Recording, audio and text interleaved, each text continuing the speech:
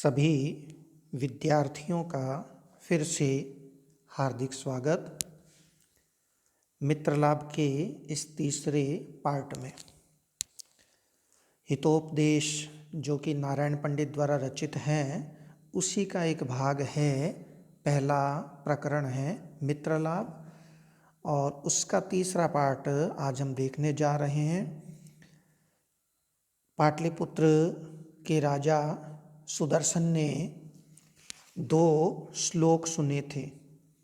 एक श्लोक शास्त्र के बारे में है, अनेक संशयोच्छेदी परोक्षार्थस्य दर्शकम सर्वस्य लोचनम शास्त्रम यस्य नास्त्यंध एव स। और दूसरा श्लोक यौवनम धन संपत्ति ही प्रभुत्वम विवेकिता एकैकमपि अनर्थाय किमु यत्र चतुष्टयम। जब राजा ने ये 2 श्लोक सुने तो उसे अपने पुत्रों की बड़ी चिंता हुई, जिन्होंने शास्त्रों का अध्ययन नहीं किया था और जो हमेशा उन्मार्ग की ओर चलने वाले थे, गलत रास्ते पर चलने वाले थे। तो राजा दुखी होकर के सोचने लगा। पहला श्लोक, को अर्थ पुत्रेण जातेन यो न विद्वान न धार्मिक काणेन चक्षुषा किंबा चक्षु पीड़ेव केवलम। राजा सोच रहा है कि को अर्थ पुत्रेण जातेन, पुत्रेण जातेन पुत्र के जन्म लेने से, पुत्र के उत्पन्न होने से को अर्थ क्या लाभ, क्या फायदा, क्या प्रयोजन, क्या मतलब, कैसे पुत्र के उत्पन्न होने से क्या मतलब नहीं रहता है। यो न विद्वान न धार्मिकाः, यो जो पुत्र न विद्वान प्लस न धार्मिक, जो न विद्वान है और न धार्मिक हैं।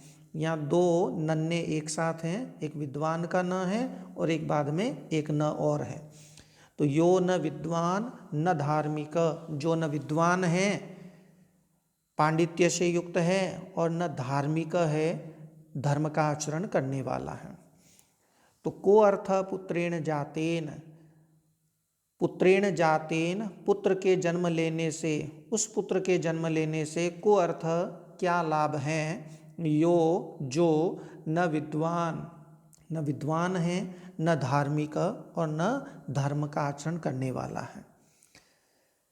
काणेन चक्षुषा किंबा चक्षु पीड़ेव केवलम, एक निदर्शन से इसको स्पष्ट करते हैं कि काणेन चक्षुषा किंबा, कानी जो चक्षु है, आँख है, उससे किंबा क्या, क्या फायदा, काणी आँख से क्या लाभ, वो तो क्या है चक्षु पीड़ेव केवलम, केवल चक्षु को, जो दूसरी आँख है सही सलामत, उस चक्षु को पीड़ेव केवलम, केवल पीड़ा देने वाली ही होती है। तो ऐसे पुत्र के उत्पन्न होने से कोई लाभ नहीं है जो विद्वान नहीं है और धार्मिक नहीं है। ऐसा पुत्र तो परिवार को केवल और केवल पीड़ा और दुख ही देने वाला हुआ करता है।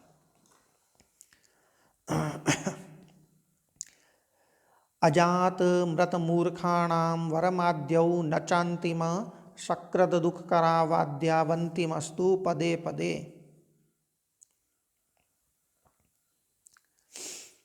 अजात मृत मूर्खाणाम वरमाद्यौ न चान्तिम, 3 प्रकार के पुत्रों की यहाँ तुलना की गई है। एक तो है अजात, जिसका जन्म ही नहीं हुआ है, जिसने जन्म ही नहीं लिया है। दूसरा है मृत, जो मर चुका है। और तीसरा प्रकार का पुत्र है मूर्खाणाम, जो मूर्ख है। अजात जो उत्पन्न नहीं हुआ है, मृत जो मर चुका है और तीसरा है मूर्ख। वरमाद्यौ न च अन्तिमः, तो इनके बारे में कहते हैं आद्यौ, आद्यौ आदि के 2, आद्यौ में द्विवचन है रामौ की तरह, तो द्विवचन ही लेंगे। आदि के 2 यानी प्रथम 2, एक तो अजात और दूसरा मृत, ये वरम मने ठीक हैं, पुत्र पैदा नहीं हुआ है, कोई बात नहीं है ना। एक बार दुख जरूर रहता है लेकिन बार बार दुख नहीं होता। या पुत्र उत्पन्न होकर के मृत हो चुका है, मर चुका है, तो भी एक बार ही दुख होता है। तो इसीलिए कहते हैं आद्यौ वरम, आद्यौ यानी पहले दो, वरम माने ठीक हैं, अच्छे हैं। न च अंतिमः, न च अंतिमः, किंतु अंतिम जो है वो ठीक नहीं है। मूर्ख पुत्र का होना ठीक नहीं है। कारण भी है कि सकृत दुख करऊ आद्यौ, सकृत दुख करऊ आद्यौ, संधि विच्छेद होगा, दुख करऊ आद्यौ, अंतिमः तु पदे पदे।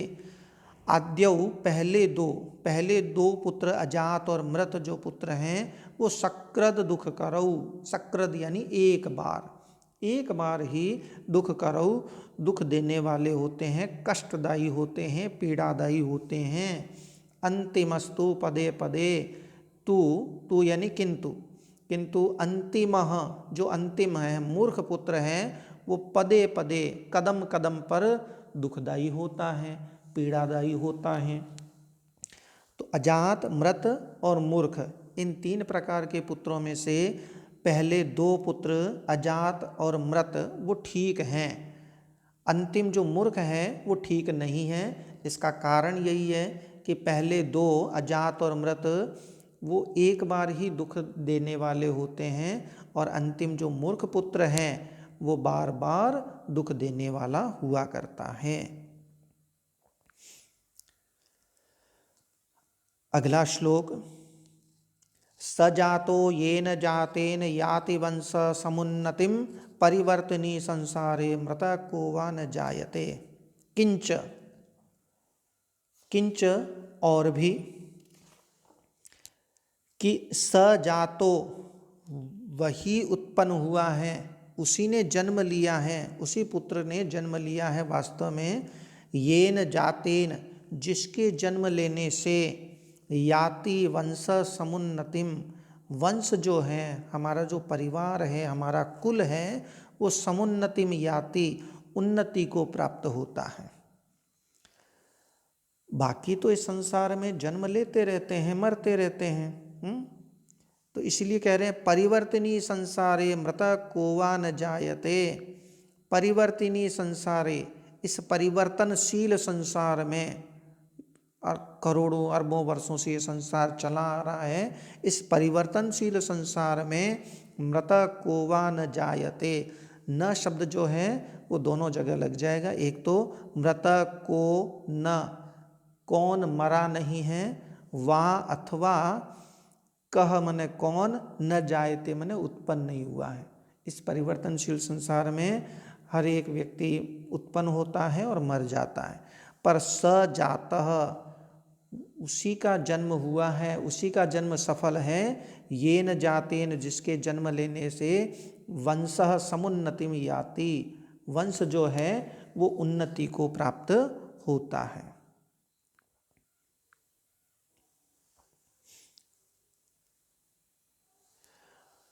अगला पद्य, गुणिगण गणनारंभे न पतति कठिनी संभ्रमाद यस्य तेनाम्बा यदि सुतिनी वद वंद्या कीदृशी नाम।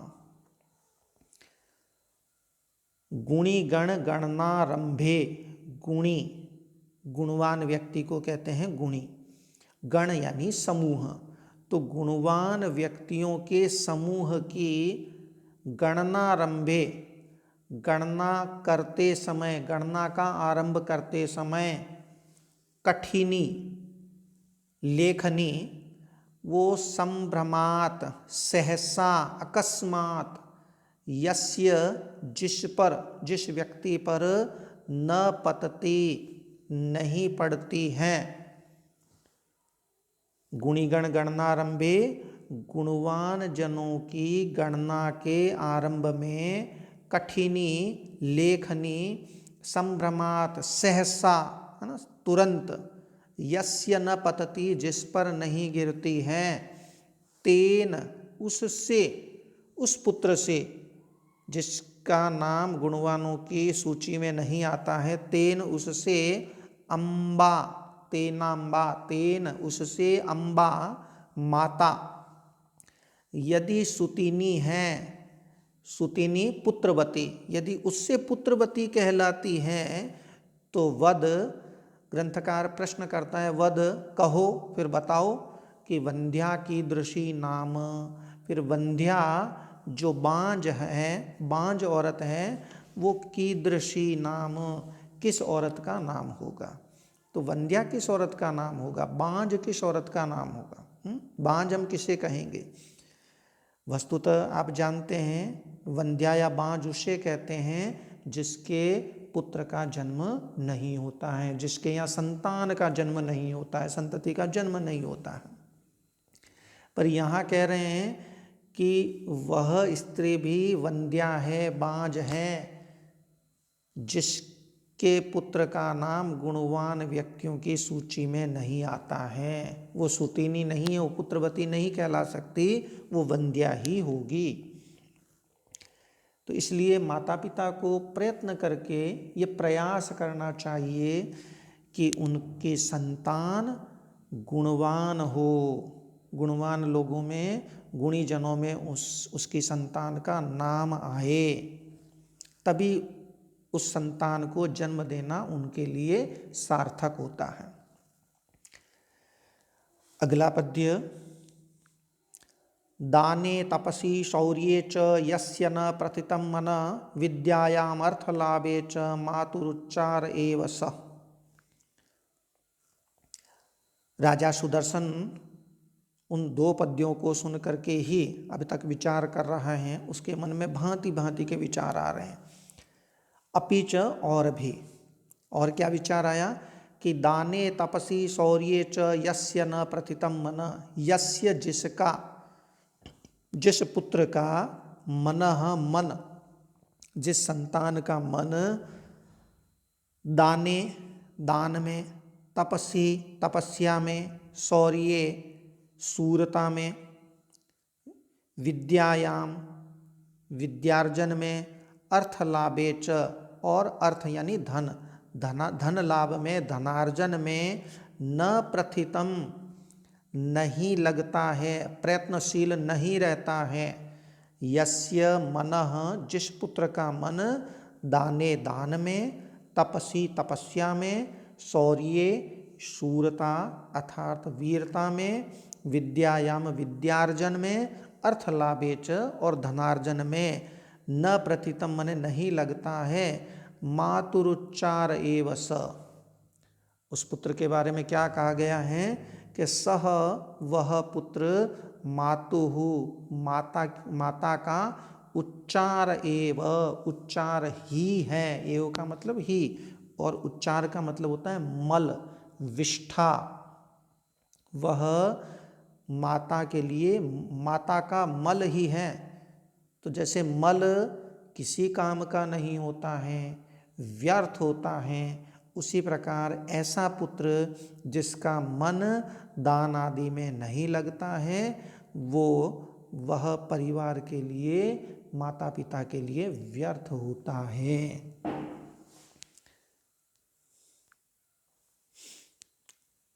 अपरम च, और भी, राजा कह रहा है और भी,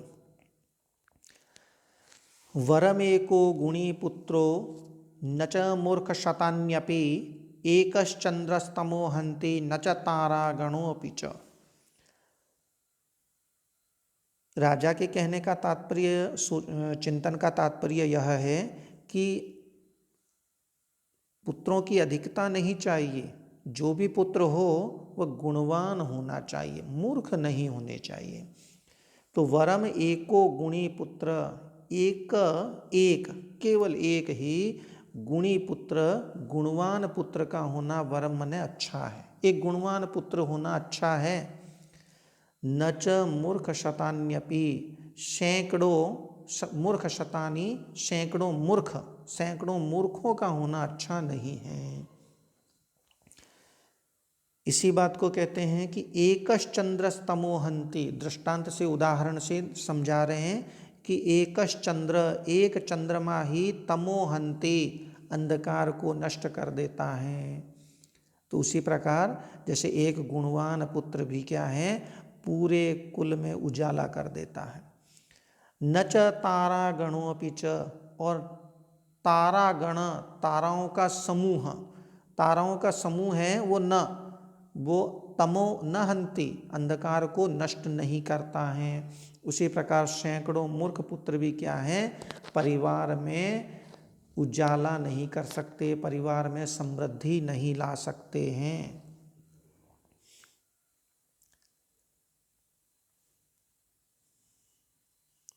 पुण्यतीर्थे कृतं येन तप क्वाप्यति दुष्करं, यस्य पुत्रो भवेदवश्य समृद्धो धार्मिकः शुधिः।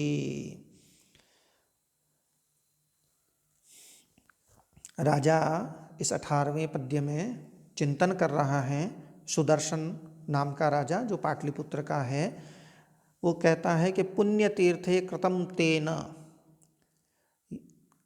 तप क्वाप्यति दुष्करम, येन जिसके द्वारा, क्वापि कहीं, किसी, पुण्य तीर्थे पवित्र तीर्थ स्थान में, अति दुष्करम तपः कृतम, अत्यंत दुष्कर तप किया गया है।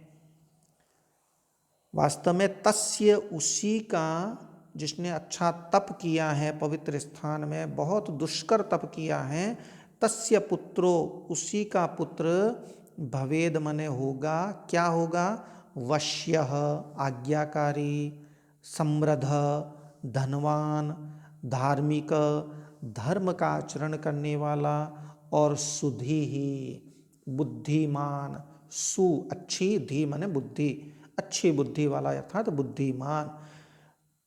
तो तस्य पुत्र, उसका पुत्र, वश्यः आज्ञाकारी, समृद्ध धनवान, धार्मिक और सुधी यानी बुद्धिमान, भवेद मने होगा। ये एक मान्यता रही है कि जिसके माता पिता ने बहुत बड़ा तप किया है, उसी का पुत्र आज्ञाकारी, समृद्ध, धार्मिक और विद्वान हुआ करता है। तप करने का मतलब है जिन्होंने अपनी संतान पर बहुत ध्यान दिया है, कदम कदम पर उनका ध्यान रखा है, उनको संवारा है, तो उनका पुत्र तो आज्ञाकारी, समृद्ध, धार्मिक और बुद्धिमान तो होना ही है। तो अस्तु, ये तीसरा पार्ट समाप्त हुआ। चौथे पार्ट में फिर से मिलते हैं। तब तक के लिए आप सभी का बहुत बहुत धन्यवाद।